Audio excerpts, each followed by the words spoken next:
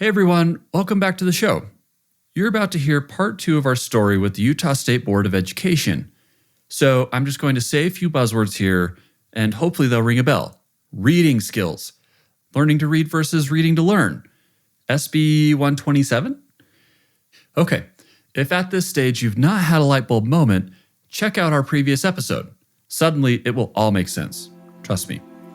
All right, now on to our show.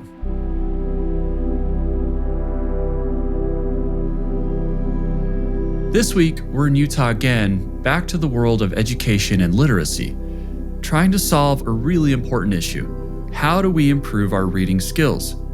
And just a quick reminder of the problem at hand, today, while most Americans can read, only 50% of the population can read above a 6th grade level.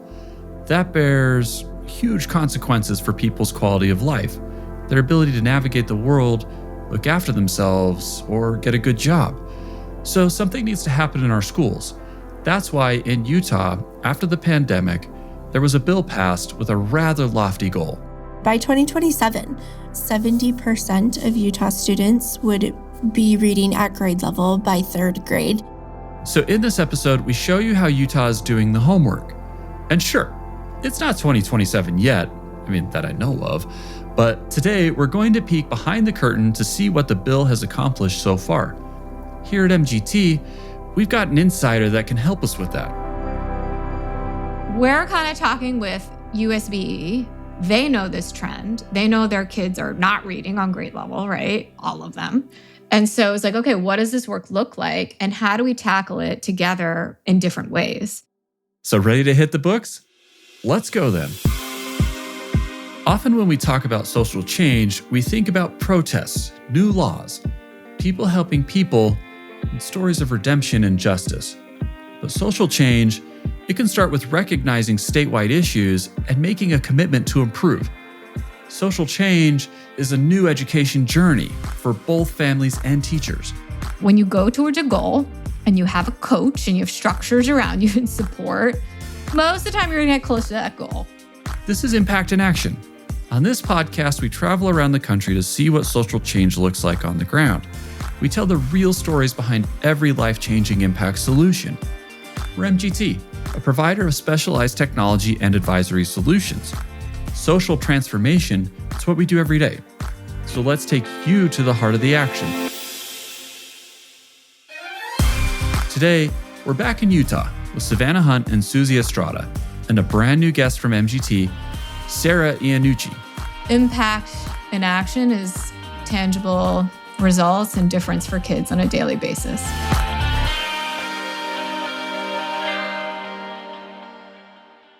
So where we left off last time, the USBE had recognized the need to improve literacy for children across the state, and it had signed an ambitious bill to turn things around. It promised millions of dollars to improve education, get teachers to adopt new literacy methods, and support families in learning at home. To get started on this work, the Board of Education had to hire contractors, and that's when MGT came into the picture. Utah saw a need, we saw this need, and we together were like, well, what does this look like to serve, and how can we make sure that we think about this issue through every angle? So give us so much credit to Utah in thinking that way. This is Sarah. She works for MGT, and in the second part of our literacy story today, she's going to lead the way. My name is Sarah Iannucci, and I'm a director here at MGT, and I am based in Brooklyn, New York. I get to lead projects across the country, in Ohio, in Maryland, in Texas, in Wisconsin, and everything from intensive one-school support to big statewide work. Sarah has built her whole career in the education sector. She started out in the classroom, teaching 2nd and 3rd grade, a key moment for reading skills, as we learned last week. A few years into her teaching career, she went back to education herself to grad school. And that's when she moved to New York City. Then she took her ambitions to the next level and founded an elementary school in Brooklyn. For 5 years, she not only led that school, she also became the chief of a small independent school network, a real leader. And one thing you should know about Sarah is that her passion for education and community, it doesn't really stop growing ever. So after a while, she felt called to explore again. And that's how she landed at MGT. I had done so much work in the charter sector in New York City, which is a wonderful place to do a lot of work and learned a ton, and was ready to both collaborate across the country with other educators. Like, I feel like I just get as much from clients as hopefully they get from me. And also kind of share insights and learnings that I've learned, over the past 15 years or so. Today, working as a consultant, she gets to serve all sorts of schools across the country. And something she will tell you straight away is, all schools have a range of outcomes. We serve every type of school. We serve public, we serve private, we serve charter. And there are all different iterations, and they're not necessarily better than one another. They're all just a range. That diversity, it's what makes her role interesting. But when it comes to an issue like literacy, it's definitely a bit of a challenge. So now, when the Utah State Board of Education signed their bill, SB 127, Sarah was not surprised. Honestly, literacy had been a concern for a while. Across the country, kids need to read more. This is a national challenge, and I think some states are leaders on change, and I would categorize Utah as one of them. That's right. Sarah was familiar with the USBE. MGT has done work with the Utah State Board of Education for a long time and done some incredible work. And so I think, we know the state, we know the people, we know the schools. And at the same time, this national kind of conversation was happening. And it's just broad. It's like a crazy issue, right? Like, we're not teaching kids how to read properly. Like, it's kind of a problem as a country. So there's this body of work that says we actually know how kids' brains work. We know certain practices. We know what they need, but we're not doing them. It's not integrated in schools. At a very basic level, Sarah knew that her work would start with the science of reading. But her and her team really took the time to dissect the bill because there was more to it than just reading methods. SB 127 has multiple strands, and family engagement is one strand. And there's other initiatives under it. It's like this buzzword of science of reading. And really what that is just effective literary instruction for kids. There are a lot of schools that are just using practices that are out of date and ineffective. Just a word on the science of reading, because it's a big concept in education. As Sarah mentioned, it's essentially a corpus of research that regroups the most effective methods to teach reading, and it bases its findings on cognitive science. So how reading works in the brain. But the thing is, it hasn't been integrated well into our schools. So SB 127 asks a change management question. We have to think about schools as any other workplace here. Implementing new processes is a big deal. The bill offers support to make those changes. Utah has every single leader in every single building in elementary schools go through this cohort to learn best practices of science of reading and how do you create change in your building to switch over practices if your teachers aren't doing them. So that's one aspect of the bill. But the thing is, change management is not enough. You cannot achieve 70% of kids on grade level without family engagement and family partnership. It's actually just I don't think it's possible unless you have strong relationships. And everyone is working together around the child and around every kid to make sure that you're reading.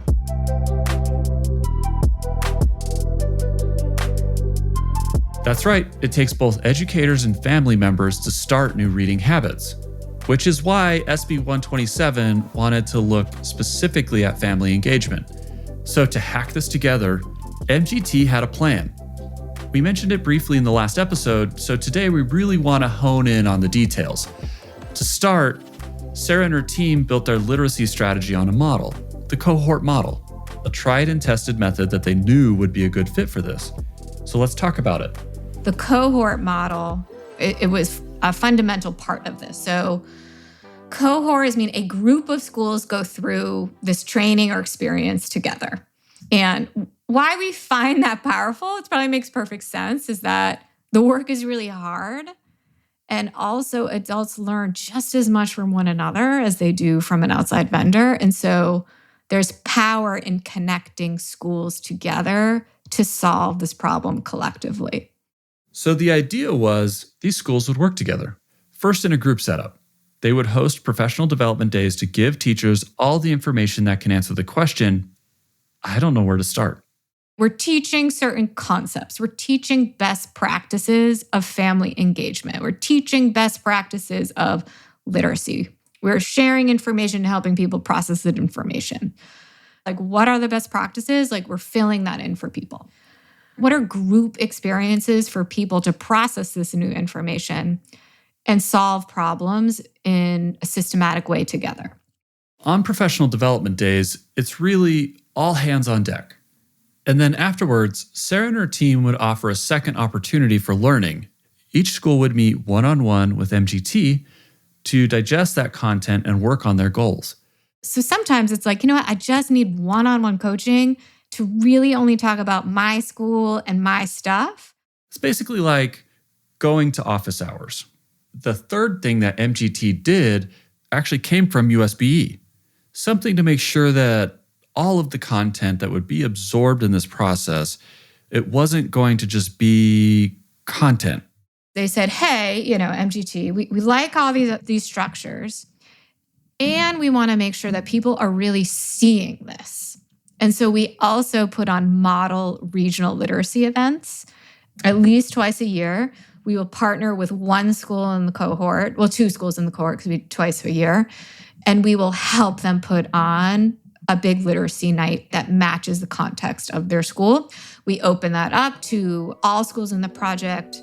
Anyone can attend and kind of model, walk through, do the activities, and then we make them available to everyone in the cohort. So, literacy events, one-on-one coaching sessions, and professional development days. These are the three ways in which MGT was going to help Utah schools reach their literacy goals. And maybe you've noticed this by now, but this is basically different teaching methods to teach the teachers how to teach. It's all a little meta. People learn in different ways. Everybody has an access point, in different channels. And sometimes we repeat things like very intentionally, right? To try to help people access it in different ways. But yeah, just like kids, right? You want to change the modality and meet them in different ways. Proves the point, really. The learning you do in school, it's a process that keeps repeating itself over and over at every stage of life. Anyway, let's get back to our story. At this point, MGT has devised a strategy. They're set to go. And so let's check in quickly. How are we feeling? I think optimism, being a little overwhelmed, and like, oh man, let's get going. Like, cohort one's going to start like pretty soon. For the first thing we did is we had to communicate and let people know about the project. So we worked with Susie and Savannah. Susie Estrada and Savannah Hunt. Hopefully you remember them from the last episode. If not, go check it out. They're our dynamic duo working at the USBE on this issue of literacy and family engagement. And then we also just did a lot of digging. Like, we would go to district websites and get email addresses and created a giant database to email out thousands of people. That's just like outreach. And I give a lot of credit to cohort one who jumped in to be like, okay, let's give this a try. It's like brand new. Oh, goodness. That's social impact in a nutshell. I mean, at this stage in the process, you're communicating around something that doesn't exist yet. You really have to hook people in. It's a challenge, but Sarah says in Utah, there was already some potential. These people are already passionate about family engagement and kind of looking for that space. And it's just a matter of us doing a good enough job of communicating that, hey guys, we're here. You have a place to think and talk and discuss with other like-minded people. But yeah. Found those schools, and then all met in person on that first professional development day. With the first cohort ready, it was time to roll up our sleeves and get started on the work. So MGT set the parameters, they introduced each school to the process, and then they put their money where their mouth was. They found a date in the calendar for the first professional development day. And now, that's really the point where the USBE takes a step back. The way Savannah puts it, The folks at MGT are the people running each of those sessions.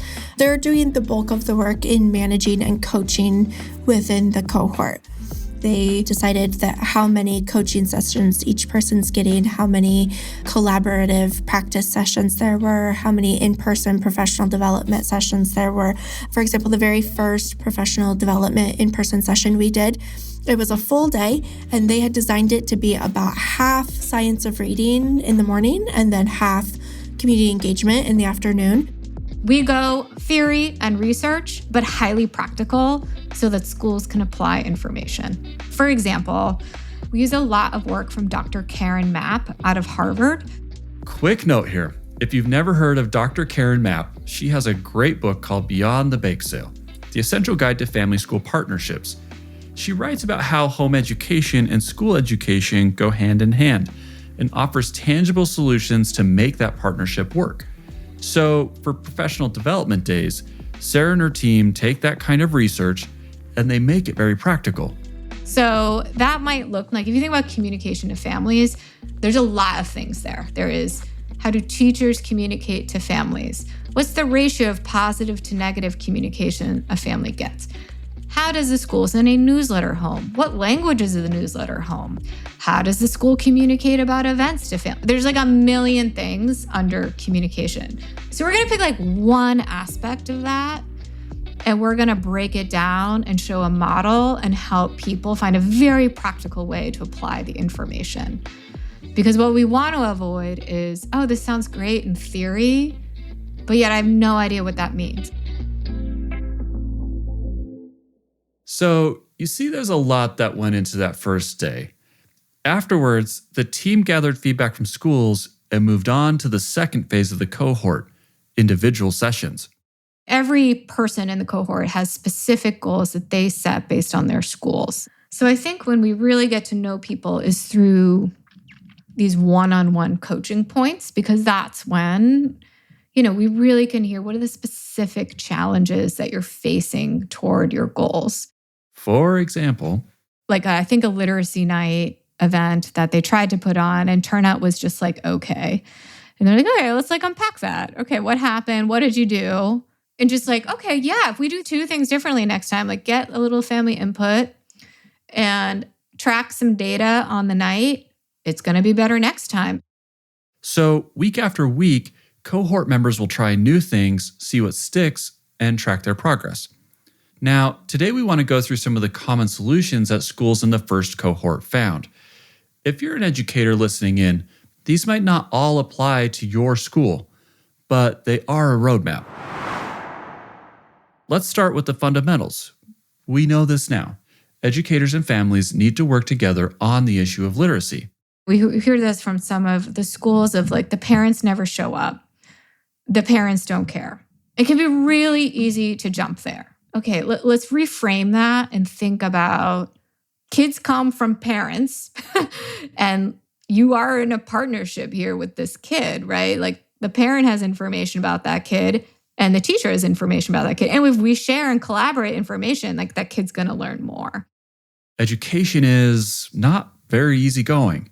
Teachers are really busy, so the goal is not to add more, but to find out where we can shuffle things around to try something new. So first, I would always start with, okay, what am I already doing and how can I like improve it by 1%? And so I'm not adding stuff to my plate. I'm just like thinking about what I already do. Teachers go to a lot of meetings during their day. So like don't have an extra meeting, but like incorporate it within the meeting. There's a lot of collaborative planning time. What if we added 5 minutes around how can we communicate with our families better this week? It doesn't have to be a huge meeting. Can we insert a question into an existing structure that would help us continue to build relationships with families? Small changes can add up. It doesn't have to be a huge shift. Just asking those questions can have an impact on life at school. For example, such a simple thing is, do I call my families? There's research about positive family phone calls, and just doing more can greatly improve student behavior and student outcomes. Oftentimes parents just hear from the school when it's negative or the kid's in trouble. And so we might do a session on that around what does that look like to switch a mindset? Like what's the mindset there for only calling families when the kid's in trouble versus, hey, I'm going to snap you a quick picture and send a picture of your kid reading a great book today. Or I'm going to say like, hey, your kid did a great job in reading class today, and here's why. That feels great as a teacher, educator too, to like text someone a great note, you know? A phone call like that, it's not just something that lightens the mood. It can strengthen the relationship with parents. And that can make a big difference with families that don't have a good experience with the school system. For those families, they're going to have their guard up. And also we find that a lot of families from different countries just have different philosophies and different ways of thinking about school. So it's also just kind of helping families understand the school system and the norms and how it works. You know, if you have that bucket filled, it's a much stronger relationship, right? If you're going to ask something to me of a parent around working with my kid at home, like it's going to be way easier if I know like, hey, we got this good relationship. So you see, small steps, big impact. To facilitate conversations with families, the first cohort found home visits really helpful too. Okay, all right. So I confess, this is a bit more of a time commitment, but it's got a lot of potential. I think that home visits signals to the family like, wow, I send my kid to your space all the time, but you're coming into my world and we're going to have a conversation on like, not in the school building, but my world. And so I think, there can be some hesitation there because you're entering an unknown space. And then a family is like, okay, I don't know this person and I'm going to let them in my house. A home visit is an act of trust. It changes the dynamic between parents and educators. And here, I want to bring back Susie, who works at the USBE with Savannah. Susie is a family engagement specialist. In her first career as a teacher, she was the one who made the phone calls, visited families at home. She has some powerful stories from those days. This parent who in person at the school appeared disengaged, honestly, they didn't even like me, they didn't like being there. And then when we did a home visit and their house was just so loving and welcoming, the kids were, happy that we were there, and they have a family fish tank. That's their like family project. They're invested in learning about fish and taking care of the fish. And so just pointing out to them like, hey, like this is science. You all are doing science.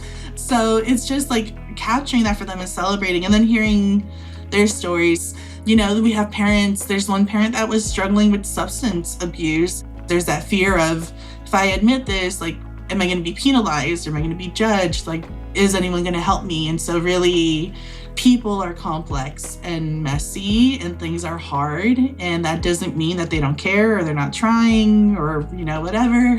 They're just doing the best that they can. This example right here, it shows that family engagement is also an act of vulnerability outside of the school walls, but it's pretty essential care, and really that matters. Which is why Sarah is very clear on this. Home visits need to be handled sensitively. If I came to your house and I was like, hey, you need to do this and that, you'd be like, who is that lady? And get her out of my house, right? So let me listen to the family and get to know them. And when I know them, then I'd be like, okay, I think I have an idea of how we could work together. And here's what I'm going to do. And here's an idea of what you could do. Okay, we've covered a lot here already.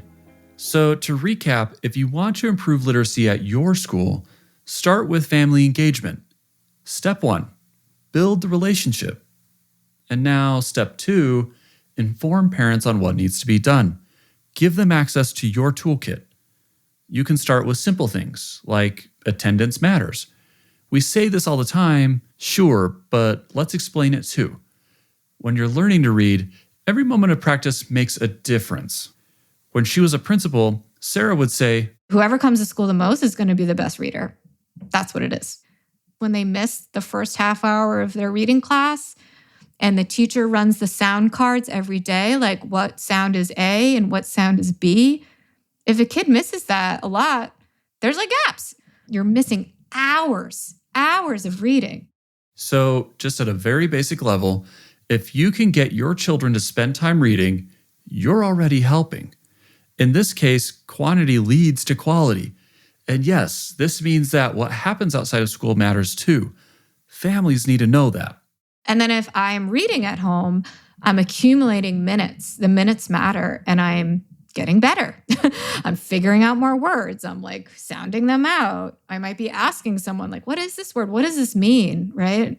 If I'm being read to every night, I'm getting vocabulary, I'm getting comprehension, I'm getting oral language, I'm getting exposure to books, and I'm accumulating that versus a kid who is never read to and does not read at all at home. That gap widens over the years.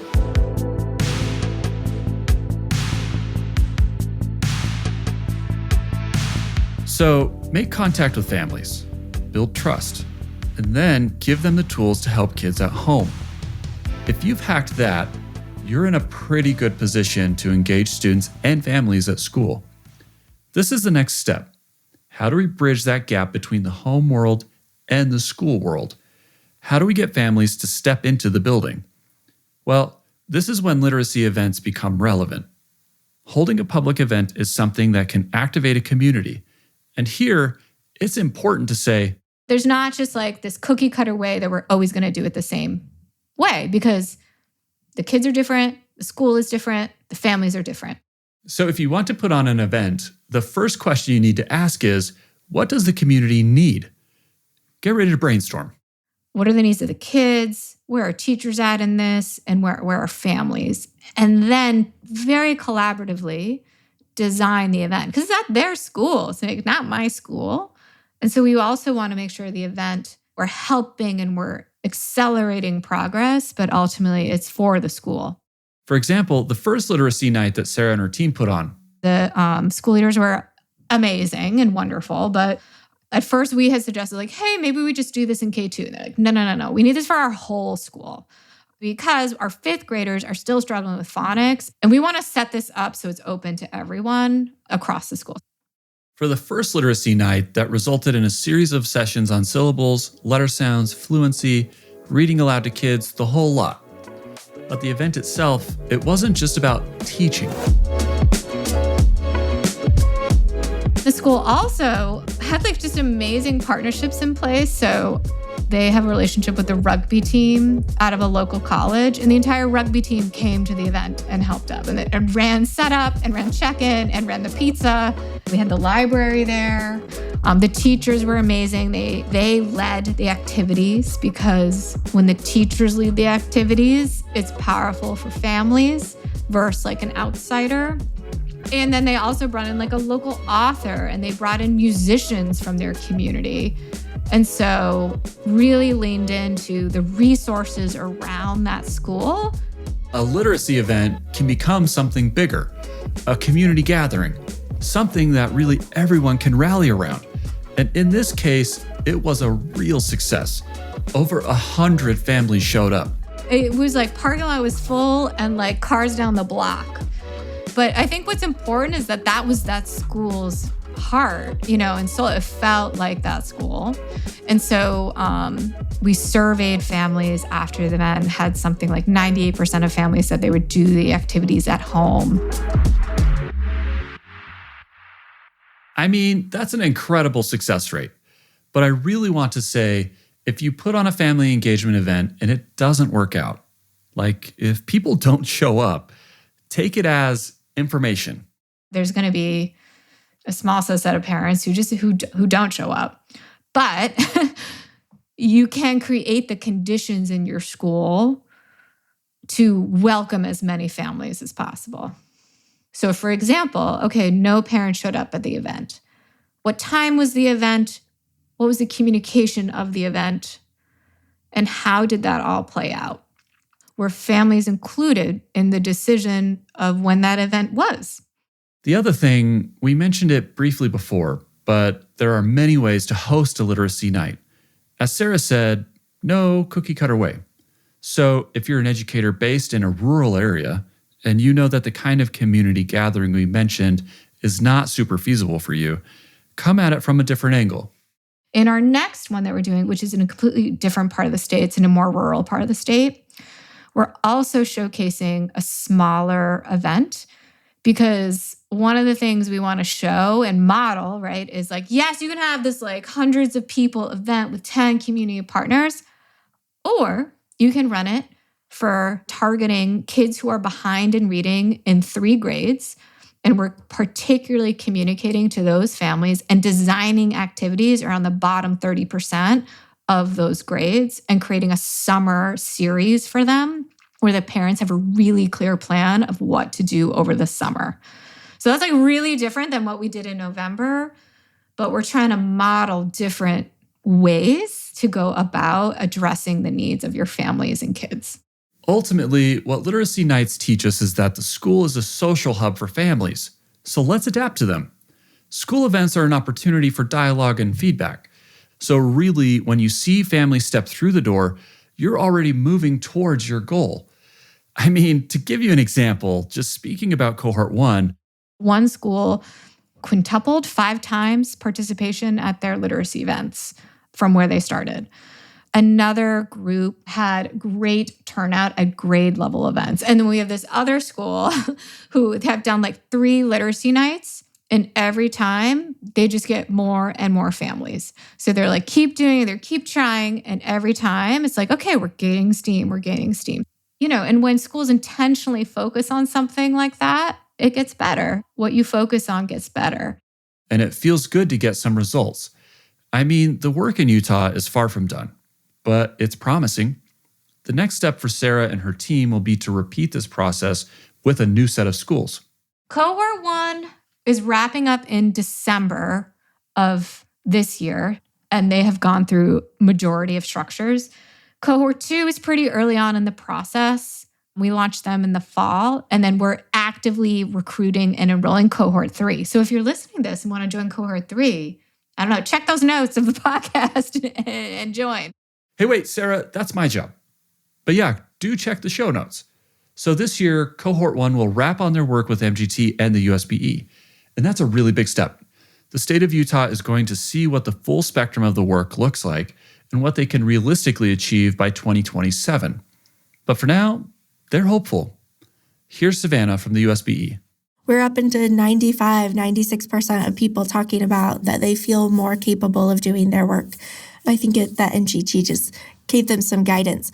They're a team that's very educated on the content matter, and they were so intentional about making it digestible and bite-sized, that it was small little things you can do with your kid that don't need to take a whole hour. If all we have is 5 or 10 minutes, then we can do that. We can practice these sounds or this decoding or these syllables. And the feedback surveys from the participants really show that. We're making great progress, and I'm excited to see what the next couple of years bring. The future starts with recruiting the next cohort. So if you live in Utah and you want to take part, you can find information on the USBE website. We've left a link in your podcast app. For those struggling with literacy, there are some resources there too, so go grab them. We've said it time and time again in this series, but literacy requires us all to work together, teachers, families, and children. So you don't have to stand in the corner.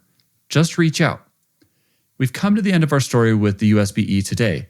So one final word from the wonderful Sarah Iannucci before we go. Something to remember what this work is about. Big picture. If you can't read or struggle reading, your ability to work is super limited, and to be able to distinguish between information or misinformation, and to work in a job that you love, right? You're reading, you're writing. It is all about our kids learning more, and is the quality of their school experience improving in tangible ways? Like, how do kids feel when they're sitting in a classroom? They feel joyful, they feel positive, they feel successful. Are they learning like the right things and getting the education that they deserve? So I think that big picture outcomes for kids is visible change for kids and for teachers in terms of their day-to-day work and day-to-day learning. We want to thank Sarah for a fascinating conversation. And again, big thanks to Susie Estrada and Savannah Hunt for trusting us with their stories. And with that, we'll see you next time on Impact in Action. To never miss an episode, subscribe to the show. and leave us 5 stars and a review. We'd love to hear what you think. This was Impact in Action, a podcast from MGT, provider of technological and social impact solutions. Our production coordinator was Sarah Iannucci, supervision from Tiffany Reynolds. We make this podcast with the team at Lower Street. Writing and production from Lise Lavati, sound design by Ben Crannell. I'm your host, Chase Christiansen, hoping to see you again on Impact in Action.